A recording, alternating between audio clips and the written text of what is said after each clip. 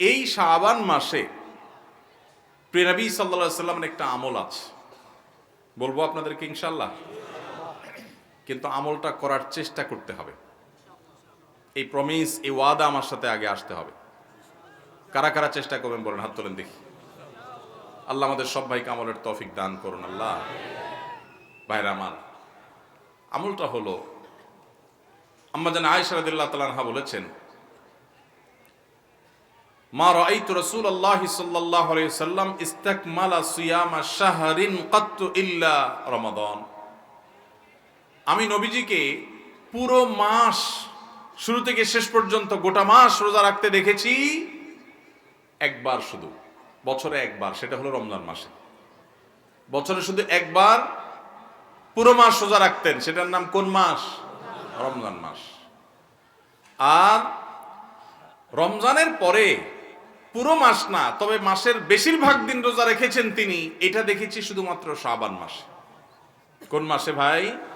শাবান মাস। আম্মা জান আয়েশা রাদিয়াল্লাহু আনহা আরেকটা হাদিসে আছে, সেখানে তিনি বলেছেন, কানান নবী সাল্লাল্লাহু আলাইহি সাল্লাম ইয়াসুমু শাবানা ইল্লা কালিলা। নবীজি শাবানের পুরো মাস প্রায় রোজা রাখতেন, কয়েকটা দিন বাদে, শেষের কয়েকটা দিন বাদে প্রায় পুরো মাস রোজা রাখার চেষ্টা করতেন। একজন সাহাবী আছেন উসামা ইবনে যায়েদ রাদিয়াল্লাহু তাআলা আনহু, নাম শুনেছেন আপনারা? বাচ্চাদের নাম রাখার জন্য অনেক সময় আমরা নাম খুঁজে পাই না, টালটু, বল্টু, নানটু, সন্টু, দুনিয়ার সব আজগুবি আজগুবি নাম বাইর করি। উসামা কত সুন্দর মাধুর্যপূর্ণ একটা নাম। নবীজি সাল্লাল্লাহু আলাইহি সাল্লামের অত্যন্ত আদরের একজন সাহাবী যায়েদ রাদিয়াল্লাহু তাআলা আনহু, তার ছেলে উসামা ইবনে যায়েদ, নবীজি সাল্লাল্লাহু আলাইহি সাল্লাম নাতির মতো আদর করতেন, স্নেহ দিতেন, ছোট মানুষ ছিলেন। উসামা ইবনে যায়েদ রাদিয়াল্লাহু তাআলা আনহু, এই যে উসামার নামে নাম রাখতে পারেন ছেলেদের, উসামা সুন্দর। আমরা আজকাল শর্ট সংক্ষেপ নাম খুঁজি, 3 অক্ষরের নাম, উসামা 3 অক্ষরের নাম রাখা যায়। তো যাই হোক, উসামা ইবনে যায়েদ রাদিয়াল্লাহু তাআলা আনহু তিনি বলেন, আমি নবীজি সাল্লাল্লাহু আলাইহি সাল্লামকে জিজ্ঞাসা করলেন, হে আল্লাহর রাসূল, তিনি বলেন যে আমি জিজ্ঞাসা করলাম, হে আল্লাহর রাসূল, মা লাম আরাকা তাসুমু ফি শাবান মা লা তাসুমু ফি গায়রি। আপনাকে দেখি আপনি শাবানে যত রোজা রাখেন অন্য কোন মাসে এত রোজা রাখেন না, কারণটা কি? হেতু কি? এই মাসে এত বেশি রোজা রাখার কারণটা কি? রোজার মাস তো রমজান মাস, কিন্তু শাবানে আপনি বেশি বেশি রোজা কেন রাখেন? নবীজি সাল্লাল্লাহু আলাইহি সাল্লাম তখন উসামা ইবনে যায়েদ রাদিয়াল্লাহু তাআলাকে বলেছেন 2টি কারণ। কটি কারণ? মনোযোগ দিয়ে শুনতে হবে কিন্তু। এই হাদিসটাই আপনি বাসায় গিয়ে আপনার মায়ের সাথে, আপনার স্ত্রীর সাথে, আপনার বন্ধু বান্ধবের সাথে যেন শেয়ার করতে পারেন, সেভাবে মনোযোগ দিয়ে শুনবেন। ওয়াজ মাহফিলের কথা বেশিরভাগই হারায় যায়, হারায় গেলে চলবে না ভাই। আমি কষ্ট করে ঢাকা থেকে আসছি, আমার ভাইয়েরা কষ্ট করে আয়োজন করেছেন, আপনারাও কষ্ট করে আসছেন, সার্থক হতে হবে, এখান থেকে নিয়ে যেতে হবে। হাদিসটা ভালো করে মনে রাখবেন। নবীজি সাল্লাল্লাহু আলাইহি সাল্লাম শাবান মাসে বেশি বেশি রোজা রাখতেন দেখে তার আদরের সাহাবী, নাতির মতো স্নেহ করতেন যাকে, উসামা ইবনে যায়েদ রাদিয়াল্লাহু তাআলা আনহু, তিনি প্রশ্ন করেছেন কাকে? নবীজিকে। কি প্রশ্ন করেছেন? যে হে আল্লাহর রাসূল, আপনাকে শাবানে এত বেশি রোজা রাখতে দেখি, অন্য কোন মাসে এত নফল রোজা আপনি রাখেন না, কারণটা কি? তখন নবীজি কয়টা কারণ বলেছেন? 2টা কারণ। নাম্বার 1, তিনি বলেছেন, যাকা শাহরুন ইয়াগফুলুন নাসু বাইনা রজব ওয়া রমাদান। শাবান মাসের 2 ধারে, 2 প্রান্তে 2টি মাস আছে, যে 2টি মাস অনেক মহিমান্বিত, মর্যাদাপূর্ণ। শাবানের আগের মাসটার নাম কি ভাই? রজব। এই রজব মাসটা মহিমান্বিত কোন কারণে? মেরাজের কথা বলছেন। রজব মাসটা কেন মর্যাদাপূর্ণ, কেন এর মর্যাদা বেশি?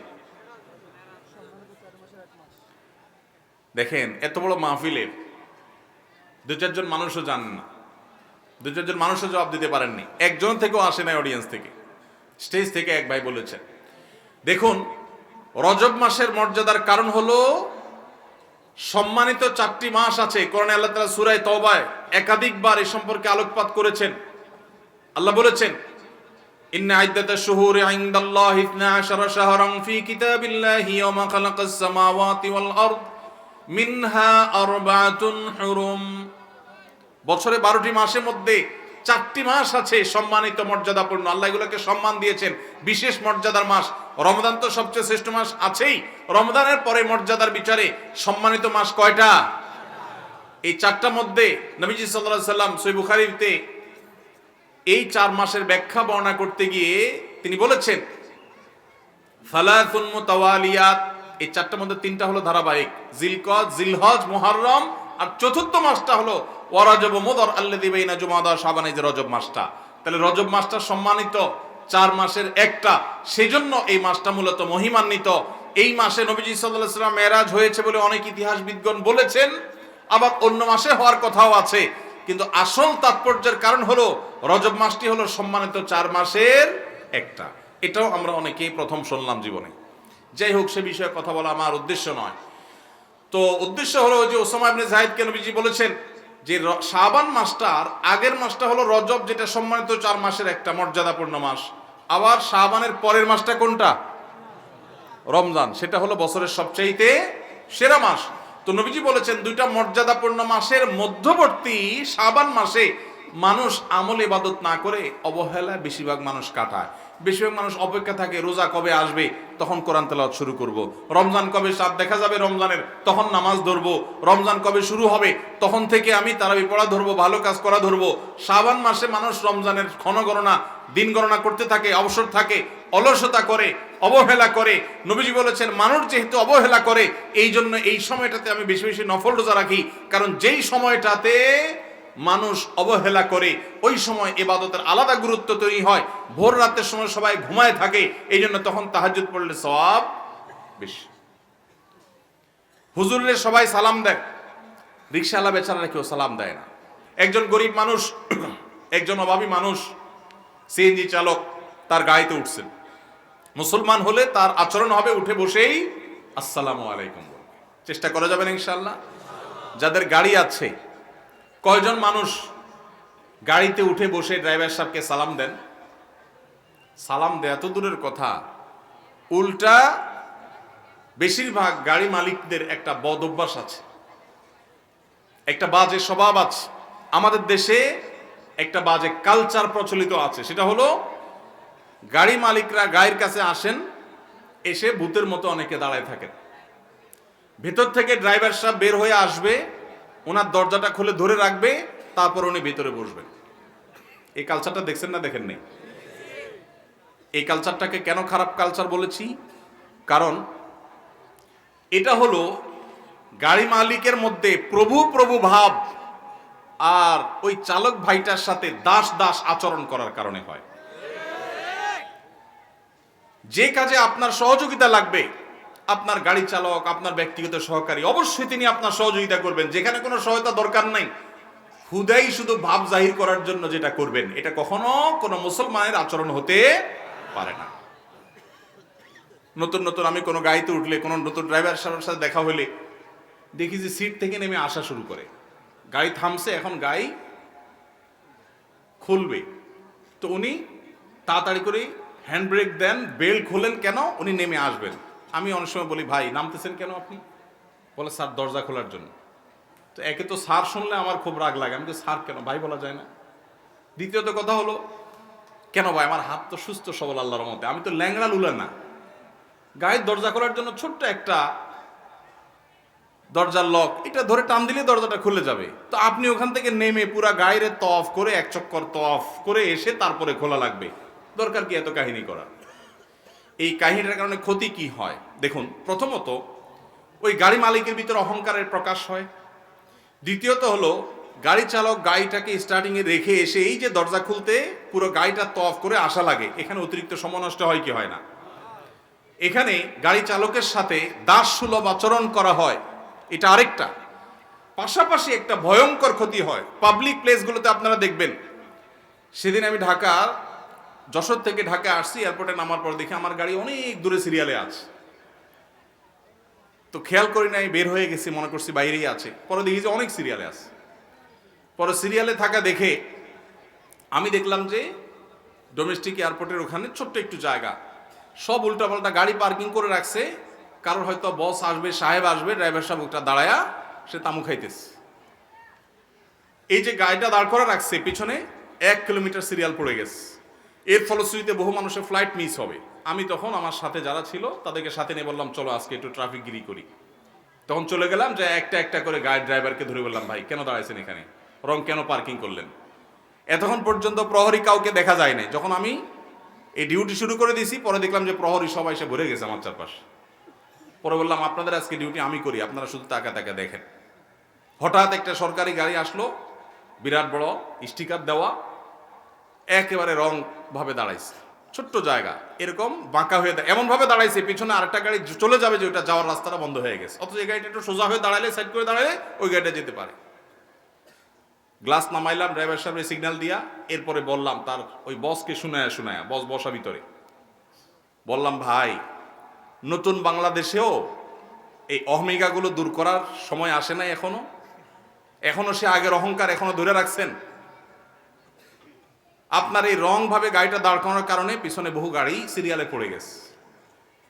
এটা বোঝার জন্য তো কোনো শিক্ষিত মানুষ হওয়ার দরকার নাই, কমন সেন্স থাকা যথেষ্ট, যে গাড়িটা আমি একটু সাইড করলেই তো অন্য গাড়িগুলো যেতে পারে।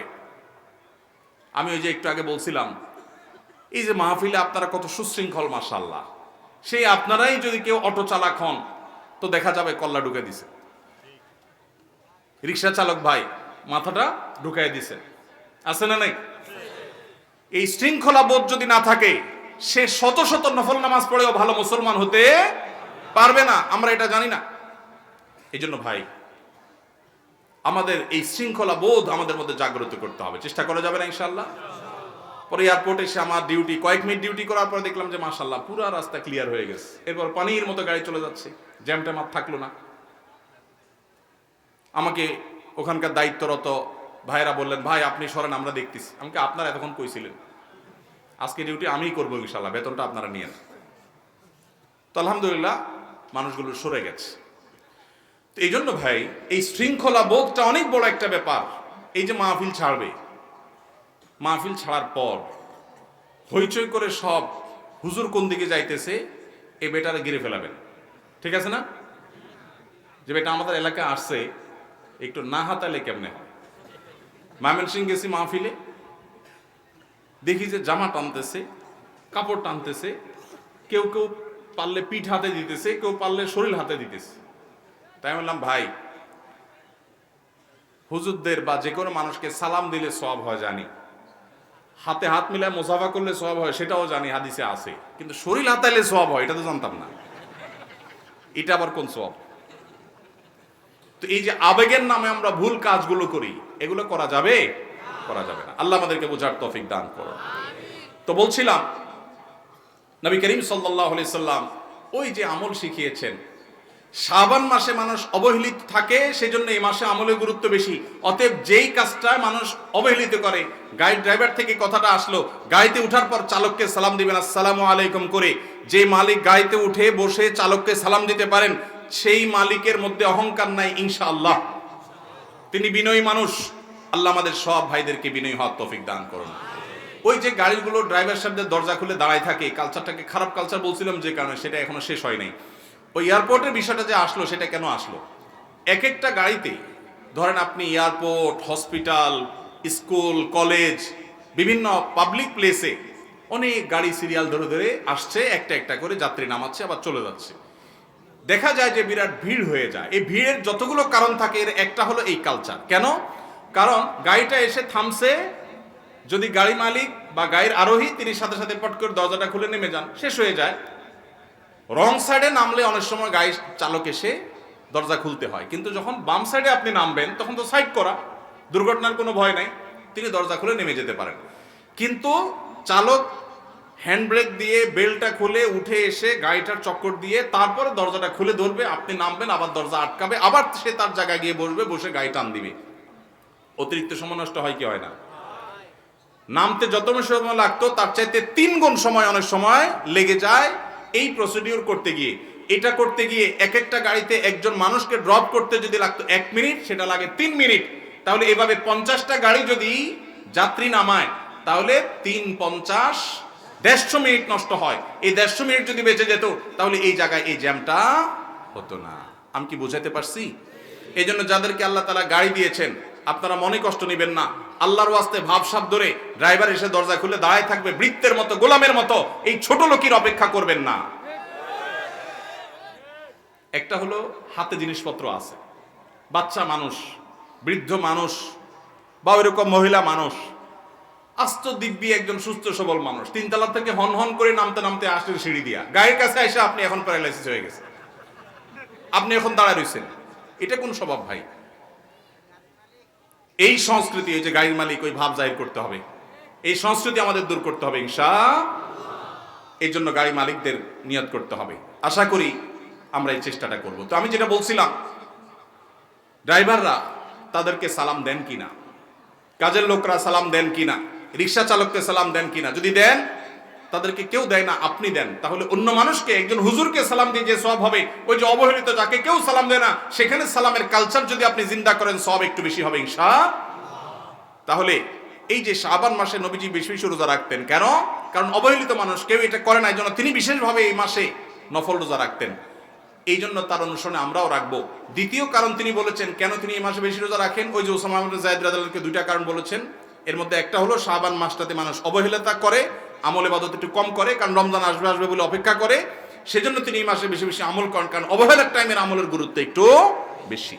দ্বিতীয় কারণ হলো তিনি বলেছেন যাকা শাহরুন ওয়া হুয়া শাহরুন তুরফাউ ফীহিল আমালু ইলা রাব্বিল আলামিন। শাবান মাসে বান্দার আমলনামা আল্লাহর কাছে উপস্থাপন করা হয়, ফেরেশতারা রিপোর্ট জমা দেয়।